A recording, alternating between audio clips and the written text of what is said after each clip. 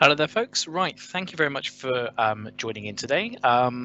Today we're going to be going through, hopefully you found the right session. This is our Digital Transformation Challenges mini-series. And today we're going to be going through the digital skills aspect of that. So hopefully you found yourself along to the right session. There is a Q&A going alongside everything that we're doing today, so please do feel free to use the Q&A section as well on the system. And we'll pick those up towards the end of today's session. So I'm going to jump right in and let's make some introductions. So for those who don't already know me, and I will put my video live so you can see there is a human behind what we're going through today. My name is Anthony Martin, and I'm the Digital Innovations and Engagement Manager at Exeter College, longest job title in the world, I believe, at the moment. And my role here is to help drive this transformation piece, and particularly around digital skills within the college, and to try and upskill everyone normally outside of a COVID and lockdown situation, but obviously during the pandemic, it has taken on a slightly different role and somewhat more of a challenge, I suppose, in trying to get these support offerings out there to everyone. So do feel free to get in touch with me. You can contact me through Twitter primarily, is probably the easiest one. But also if you're engaged with us through the EdTech program, then please do feel free to take that opportunity to engage, discuss, and look at any support requirements you might have through that. We're very happy to help and very happy to share our experiences.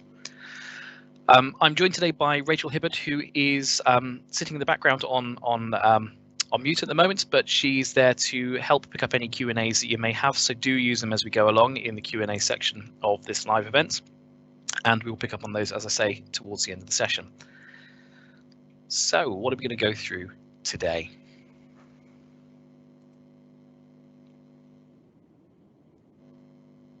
Okay, now hopefully this will start to give some insight. This is obviously the program we're running through in our digital transformation mini-series at the moment. So there are 6 sessions that we're covering on innovation, adoption lifecycle, digital skills, which is today's session, time and resources, fear and confidence, communications, and effectively AI automation, standardization, or efficiencies. All of those things kind of looking at that efficiency piece separately. So today's session is digital skills, as we've mentioned. And I'm hoping to guide you through, or at least have some discussion and some talking points around these ideas of making time for your CPD and training, finding your level, which we'll come on to and look at in a little bit of detail about baselines, around the tools and the platforms and the training offerings available from a multitude of different services that we can take advantage of, and also some considerations around content and curation of that content. So jumping right in with that, these are the challenges I've set out to try and look at today. I'm not going to say we can solve them all for you, but we can certainly create some talking points and some hopefully some discussion and possibly a few solutions to some of them. So we're looking at skills gap, time, where to start, digital skills platforms, then a concept of confusion and curation, a little bit of sort of thinking around overload in particular, and also then some joined up thinking. So these are all the challenges that I think face us, generally speaking, when we talk about digital skills in a digital transformation piece, and more so during a lockdown and a COVID-19 pandemic, where everyone is very much just trying to do the best that they can. So my first challenge for you is bridging the digital skills gap. And I'd like to start off with this concept that, and very fairly, you're not alone. So hopefully you're not feeling like you're the only one sort of suffering from these challenges. Everybody, I think most organizations in the world have some form of digital skills gap, digital skills challenge, however you want to term it. It is very much prevalent across the education sector, but it's not unique to education. It is very much out there for probably almost every industry except the IT technical, and even there can be some challenges. Other sort of aspects to this are also around our attitudes to digital, and I've experienced, and I think this is often masked by comedy in many areas. So by that, I mean the conversations that we typically have from an IT point of view. It's often considered quite funny, or a little bit of a joke is put on things sometimes when you say, I don't know how to use a computer, or I'm not very digitally literate. It's if we tried that same sort of approach and we had that same thought process around other subjects. So for instance, being able to read and write and being able to tell the time, we might actually look back at the way that's being conveyed in a slightly different way. We wouldn't necessarily think that's a funny thing.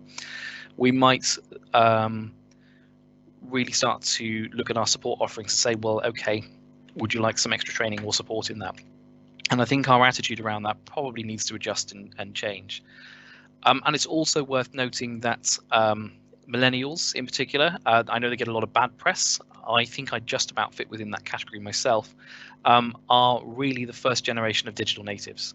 So anyone sort of preceding the millennial generation are not going to have had the exposure to a lot of the tools and technologies we're using at the moment. So it is very much worth bearing that in mind and being aware of that, that there are going to be challenges for those who are of earlier generations in particular. But even within the millennial category, there are those who haven't engaged and haven't had the opportunities to engage with technology as well.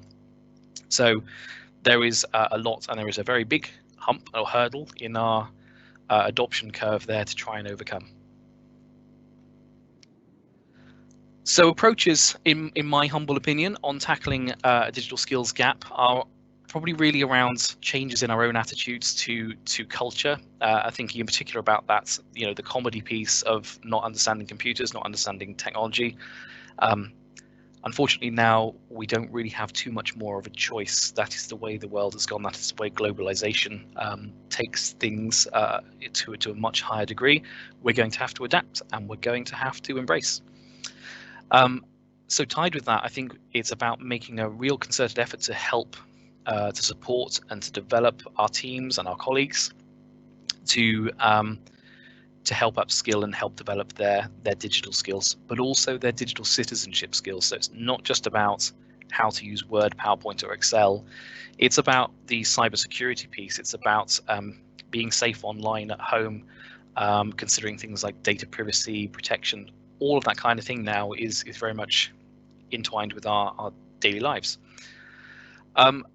It's also important to understand your own specific challenges. So your institution will very much have its own challenges around these digital skills pieces. And this is where your own data, your own surveys, your own staff thoughts come into that and should also help shape the way you deliver your sessions. I think it's really important to also have a CPD strategy, and we'll come on to joined up thinking towards the end of this session. And finally, on this tackling of digital skills and how to overcome the gap, is consider using a framework or taking some of the work from either the JISC digital transformation frameworks or the Microsoft Education Transformation Framework. You don't have to use it all, but there are some great insights in those two in particular, and there are more frameworks that you can utilize to help give you a bit of a head start. So coming on to our second challenge, how on earth do we find the time to upskill? Particularly at the moment, I think is very much everyone's working at flat out pace, and it is very difficult to find time for anything else. So we've got to take a look at things like this. How do we fit 100 hours of learning into our 10 hours of CPD that we have spaced out over the year? Thinking about that, the 100 hours comes from really some of these digital training programs around maybe IBT, CLATE, if you're going back a little bit further, or the European Computer Driver's Licenses, or similar kind of initiatives that are out there. Realistically, we need to put our staff through those, and we need to help support them on those kind of programs to get the same sort of level of digital skill we would expect from our students, or to try and empower our students with as they go into the workplaces of the future. We don't have that luxury, we don't have that time though. So really one of our areas of challenge is about fitting all of that in. And that's probably going to be about the empowerment piece to some degree. And it ties in with my next point, which is, even when we found the time, how do I engage staff who are already under so much pressure. How do we switch them on to the sessions we're trying to put out there? How do we encourage them to turn up to our training sessions and to motivate them? My approach to this is very much it's around dangling a carrot, I suppose. It's saying that every single session that I run, to what extent I can do, I will guarantee that they will save that time back again. If they come and spend an hour with me, then I would hope that it saves them an hour in the training sessions. I'm also going to hope that the half an hour you spend with me today will also translate into roughly half an hour of maybe saving you a little bit of time thinking about other things later on. Be interested to hear your feedback as to whether it has helped at the end of this. So really, it's that assurance piece and saying that we will give you back the time. And I think it's important that that time is then available for the teachers and tutors and staff members to use to their own discretion. It's not to pile on more work. It's to kind of address that well-being piece of saying, thank you very much for taking part in doing this and learning this. Hopefully it saved you time during your working day. We then have less expectation, as we would anyway, I think in most cases, around the later working or sort of building up people's workloads. I definitely don't want to see any of my colleagues sort of burning the midnight oil to catch up with what they're doing. I'm guilty of it myself, but I'm very conscious that I don't want to see my colleagues having to do that. And also it's around choosing our offerings very carefully. So when we are offering training sessions out there, to make sure that it has impact and to make sure that whatever we are offering can at least save the time that people are putting into it. If it isn't, then maybe save it for later or don't run it at all if it's not going to have that genuine expected output. So challenge number 3. Right, so we found the time. Where do we start? There's an awful lot of material out there. There's a lot of subjects. There are a lot of topics. 2 areas I really want to cover with you here today are, number 1, finding your baseline. So by this I mean understanding where your digital skills gaps are, and that's going to be very unique for each person individually. We've been exploring and looking at the idea of using the JISC self-assessment survey, where colleagues can basically take I think it's a 30-minute questionnaire that deals with 16 competency areas and looks at where maybe those skills gaps are. Now, what you're seeing on screen here at the moment is actually my personal survey, and I think it's important that staff members own this. If this is something you want to do, that staff feel they have ownership of this piece, that it's not necessarily used as a stick, but it's used for them to identify areas to develop. And it ties on to some of the things I'll come on to in a moment or two. So in my case, as you probably expect, being very digitally literate, there are some very high skills in terms of that general piece around digital learning, innovation, and so on. Where mine suffers, and you can see it quite there, I'm very happy to share it, is on the digital identity and well-being side of things, is that I don't necessarily practice the good practice I should do around my own well-being in particular. And that is something for me to develop, so I know that when I'm looking through these training programs, anything that I can do to change behaviors is maybe where I should be focusing some of my efforts. It also helps your colleagues and your team members guide their time. There's no point directing them down maybe a problem-solving course or a data literacy course if they're already really highly skilled in that. Let's focus our efforts on the parts that really will help them. It saves them wasting their time and also continues to drive that adoption and encourage them to take part in the program rather than switching off to it. I believe there's a free version of the JISC survey at the moment that can be utilized just to get this kind of color wheel out of it and use it utilized, or subscriptions, and I'll leave you to have those discussions with your account managers as well. I'm not here to sell the product, but just to talk about kind of how it could be used. There are other tools as well, I hasten to add. Again, this is just highlighting the kind of competency areas. Like I say, there are other tools out there in the marketplace, so do have a look around. You might find one that fits perhaps more appropriately. When I look at this color wheel, I also look at kind of what that means in terms of our progression levels. So I've mapped out, and it's very loosely mapped, I must add, this idea of where some of these these skills or these identified characteristics for each of your colleagues kind of fits. So looking at everything from basic computer literacy as you fill out the colors in that chart, moving up to the kind of level of digital champion at level 5. So it's a rough mapping on the kind of tools and platforms that you could use to help get people from that level up a little bit further.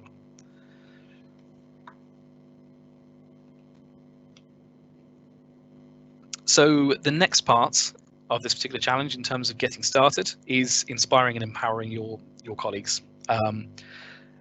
We've already covered kind of how to do that, or why to do that, I suppose.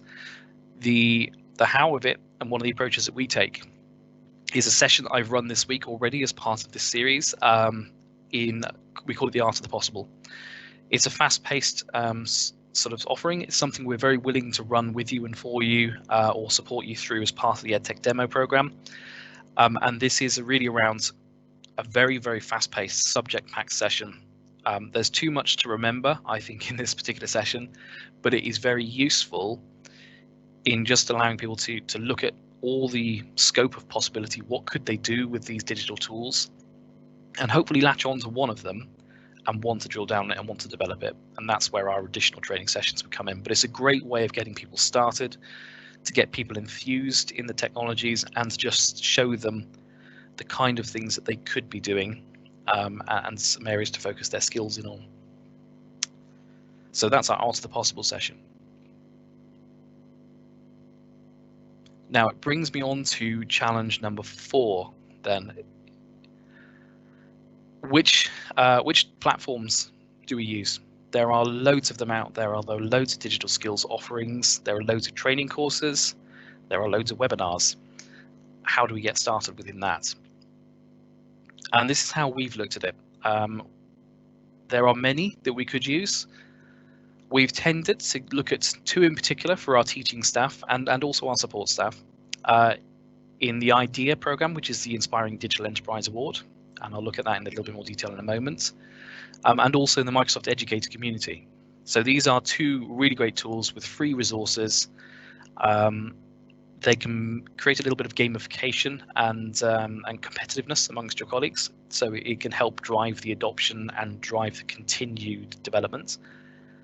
And they deal with really things around citizenship, around pedagogy, around the loose concepts, but not necessarily about specific tools. Microsoft Educator community does go on to a higher degree and looking at specific tools and how to use them, but still deals with that pedagogy, and the why parts just as much. Then on from that, you've got other skills platforms you could leverage, things like LinkedIn Learning or Coursera or Pluralsight. These are often really good for your IT teams, your digital teams themselves, but to offer much more product-centric knowledge and product-centric skill around those. It may end up in actual certification in those products as well. So they are very much the skills-based learning platforms that you can leverage. Again, some have lots of free content, others are paid for, and some are offering sort of offers during the various lockdowns as well to help you upskill your staff during this time. And then, of course, don't forget your in-house stuff. You've got lots of teams in-house, most likely, looking at things like Moodle and Teams and SharePoint, and your own content creation and your own knowledge within your own teams. So consider how you might be able to use that and leverage that and publish it for your other staff members to take advantage of. So just to have a quick look then, IDEA.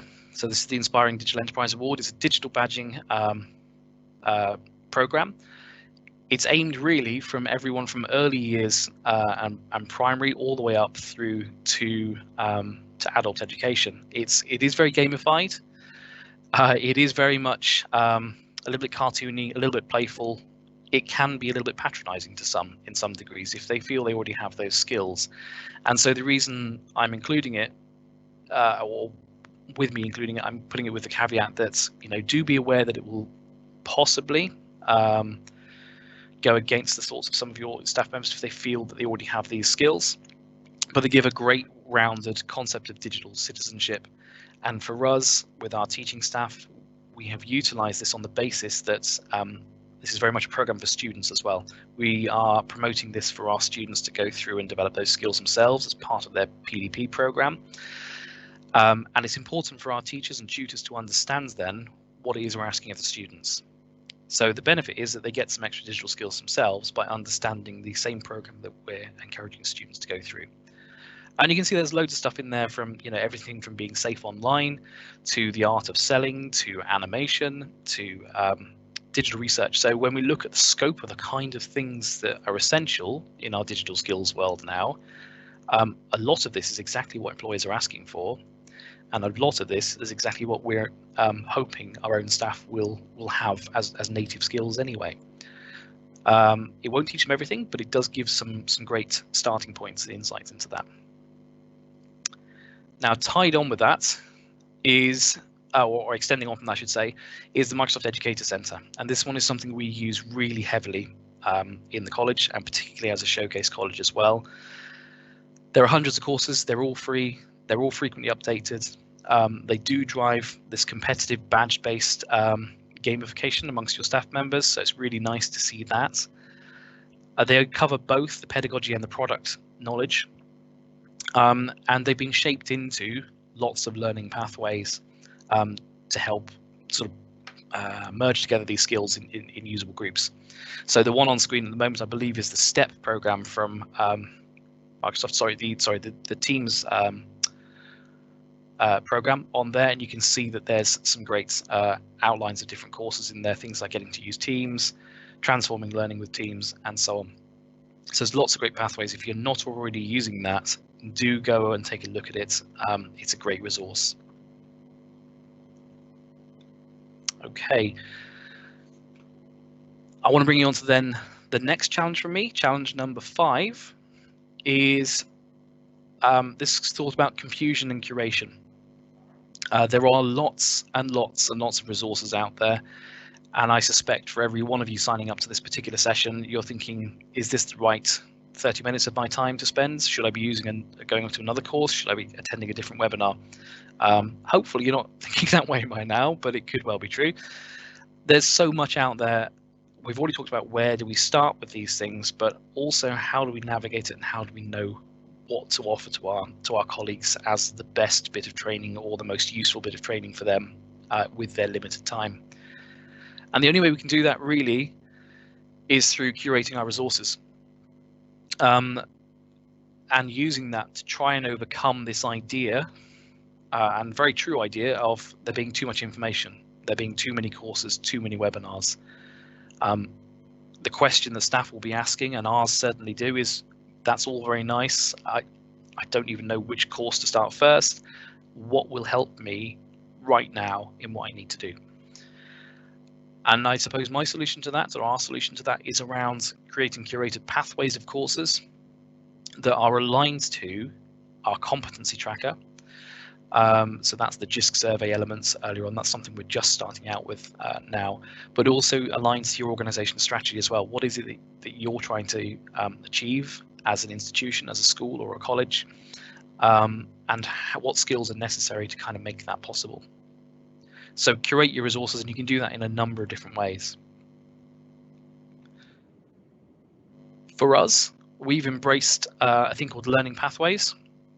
It's a very much unknown part of the Microsoft offering. This allows you to bring the Office 365 support pages, so everything around all the products, Outlook, OneDrive, Word, Excel, PowerPoint, and so on, and embed them within your own SharePoint intranet. So if you're putting together your own resources, your own newsletters, that kind of thing, you can merge it alongside the Microsoft support offering in the knowledge that if they update something and change something, it updates for you as well. The great thing of that, of course, is that you're not having to duplicate efforts. You're not having to rebrand and put your logo on top of everything, or to create too much extra work for yourselves in creating that content. It is just there for you to leverage and use. And do take a look at this. Do have a look for the learning pathways. It's also used to be known as community learning. It's a simple plugin you can bring into your sites, and your IT team should be able to do that relatively easily. That would be a very useful top tip I think I would suggest in taking a look at that particular product. It probably will save you a lot of time. Now, the other way of approaching this is with a digital skills program. And this is something we've been talking about very heavily recently and has gone through a few iterations in recent sort of times ourselves.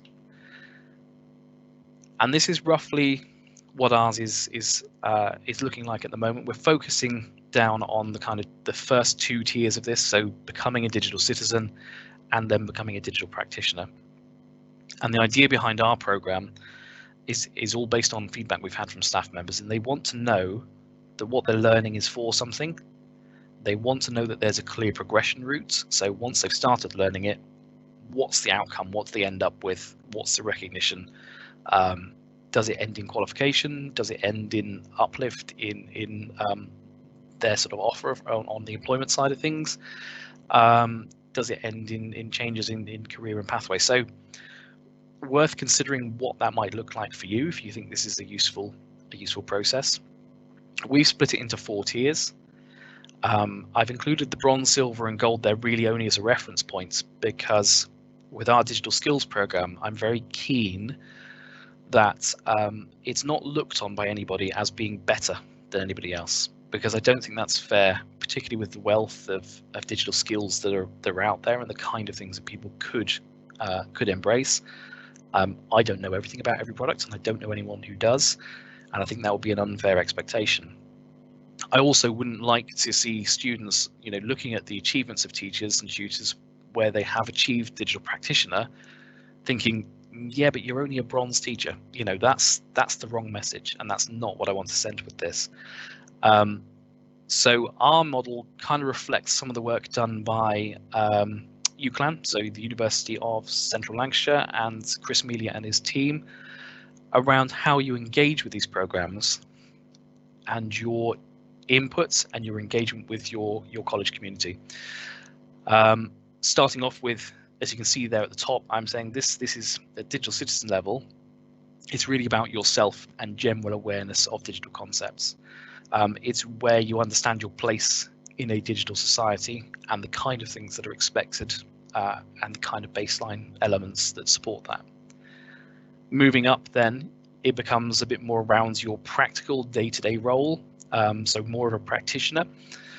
It's about how you support yourself, your job, and your students, and the things that you need to do as part of that. And then further, as we advance through the program, then it's starting to look at more around how you interact with the community. So it's about yourself and your institution. Are you going out there offering support programs? Are you mentoring others?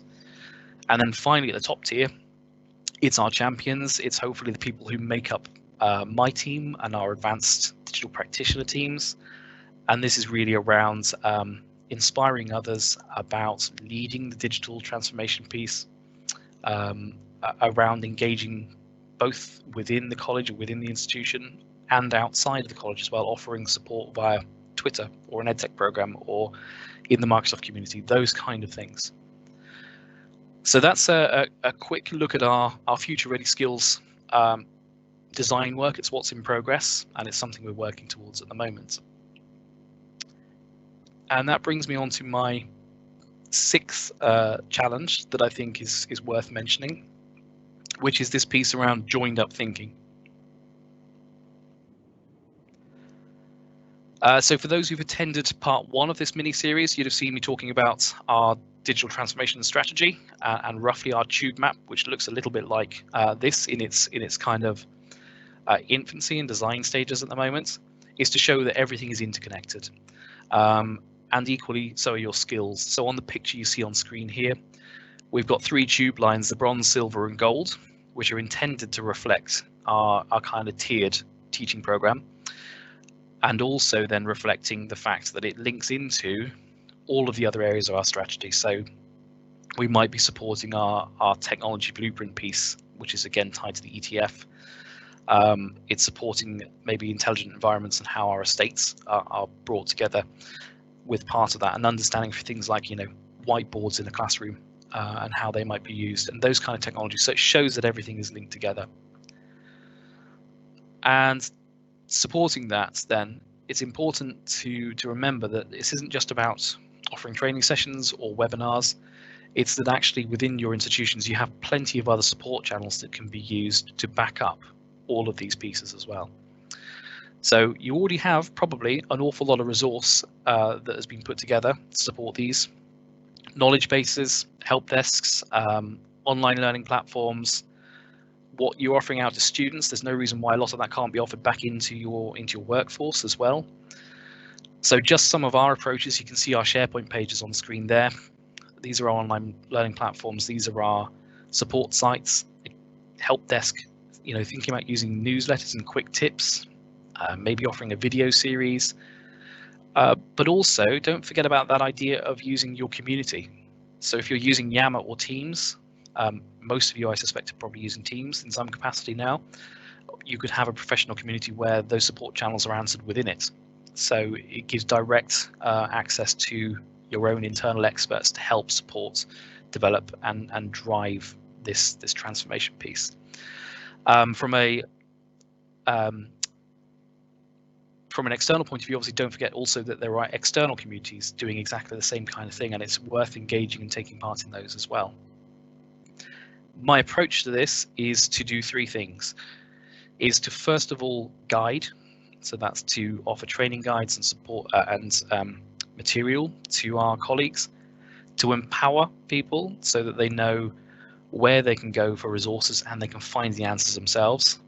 That will reduce the burden on your own support teams in having to answer question by question if you can empower people to find it for themselves. And also then support. So if the other two have failed and are still not delivering what you need to, then looking at the support piece, and that could be one-to-one or that could be led by a training session or something like that. So those are our kind of general approaches. One of the other ones is just to bring back that idea, we talked about it earlier on, the learning pathways. This is bringing in Microsoft's tools and resources into your environment.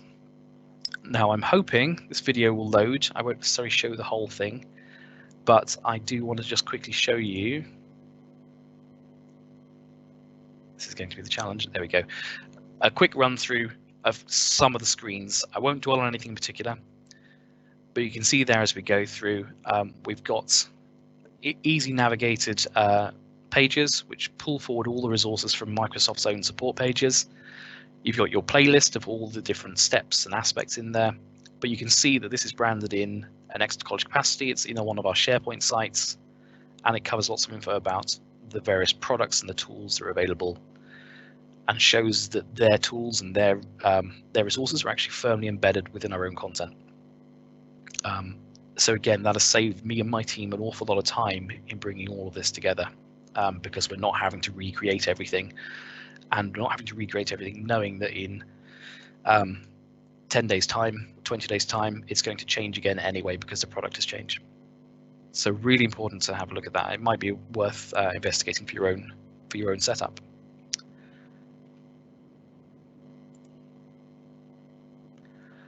Okay, so hopefully I'm running relatively close to time and I'm not running over, but that leads me to my roundup and takeaways from today's session before we jump into questions and answers.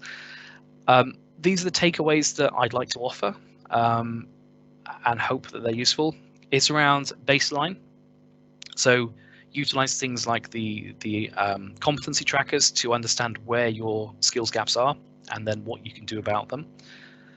To consider creating your pathways of learning so that they fit your expectations and your objectives, but also that they give staff a little bit of freedom, or a lot of freedom as you require, but they give some freedom to be able to be a bit creative about the way they absorb and they take on board those offerings.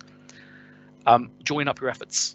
Consider using things like learning pathways. Consider the ways that you can support and offer training at the same time as offering guidance on your policies. Look at your resources. So utilizing the existing platforms you already have. You probably have a lot of resource already within your IT and digital support teams, but also to look outside to things like the MEC and IDEA, where you can get hundreds of free resources that you can leverage and use, all created to a professional standard as well. And my final takeaway piece on this really is around your time and your colleagues' time. Anything you put together in this program, bearing in mind what we talked about right at the start, should aim to save people time. And if it's not doing that, it's worth asking the question as to whether it's relevant or useful in this particular program. I would consider dropping it if it's not. And that kind of brings me to a close, and I'd just like to say thank you all ever so much for taking part and listening and hearing what we have to say. I hope there are some useful insights. As I say, if you do want to engage with us and look at additional support and guidance through the EdTech program, then please do consider signing up and registering your interest through that. We'll be more than happy to try and help. And if it's not directly with us, then there are obviously other colleges and institutions in there who can also offer help and guidance on that program as well. It's all free, but it is only on offer, I think, until the end of March. So the time will it will run out very soon. So do take advantage of it if you wish to. And from that point, I'll jump over to questions and answers. So if there are any that anybody has, please do feel free to ask.